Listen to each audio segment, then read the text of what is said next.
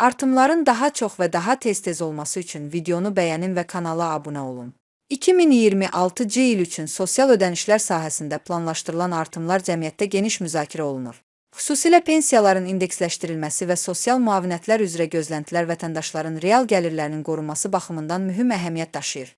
Orta aylıq əmək haqqının artımı fonunda pensiya və müavinət mexanizmlərinin necə tənzimlənəcəyi sosial siyasətin əsas gündəm mövzularından biridir. Mövzu ilə bağlı Nocoment az açıqlamasında Liberal İqtisadçılar Mərkəzinin sədri, iqtisadçı ekspert Akif Nəsirli bildirib ki, 2026-cı il üçün pensiyalarda orta aylıq əmək haqqının artımına uyğun olaraq təxminən 9,2 indeksləşdirmə və artım proqnozlaşdırılır. Bu artım pensiyaların nominal məbləğinin yüksəldilməsinə və real gəlirin qorunmasına hesablanıb. Ekspertin sözlərinə görə, proqnozlara əsasən orta aylıq pensiya 590 manata yaxınlaşacaq və əmək pensiyaları üzrə büdcə xərcləri artırılacaq. Akif Nəsirli qeyd edib ki, sosial müavinətlər və digər nağd yardımlar isə pensiyalardan fərqli olaraq ayrıca mexanizmlə tənzimlənir və onların avtomatik şəkildə orta əmək haqqı artımı ilə eyni faizdə indeksləşdirilməsi hələlik qanunvericilikdə əksini tapmayıb. Bununla belə, 2026-cı ilin dövlət büdcəsində sosial müavinətlər, təqaüdlər və kompensasiyalar üçün nəzərdə tutulan vəsaitin 2 milyard manatdan çox olması və əvvəlki ilə nisbətən təxminən 9,1 artması sosial ödənişlər sahəsində ümumi dəstəyin gücləndirildiyini göstərir. Ekspertin fikrincə, 2026-cı il üçün sosial sahədə həm pensiyalar, həm də müavinət və nağd yardımlar üzrə xərclərin artırılması dövlətin sosial müdafiə siyasətinin prioritet istiqamətlərindən biridir və bu addımlar vətəndaşların real gəlirlərinin qorunmasına xidmət edir.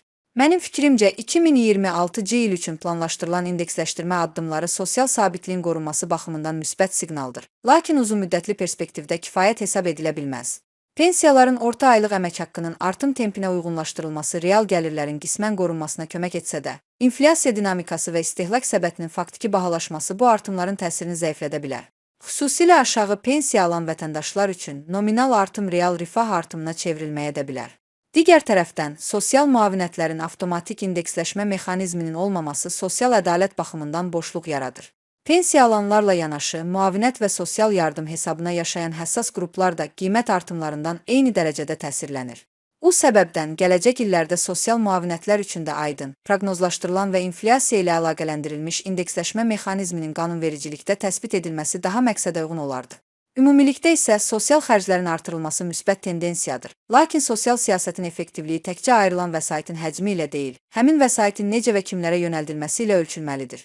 Dövlətin əsas hədəfi sosial ödənişləri sadəcə artırmaq deyil, bu ödənişlərin real alıcılıq qabiliyyətini qorumaq və aztəminatlı əhalinin rifahında hiss olunan yaxşılaşma yaratmaq olmalıdır.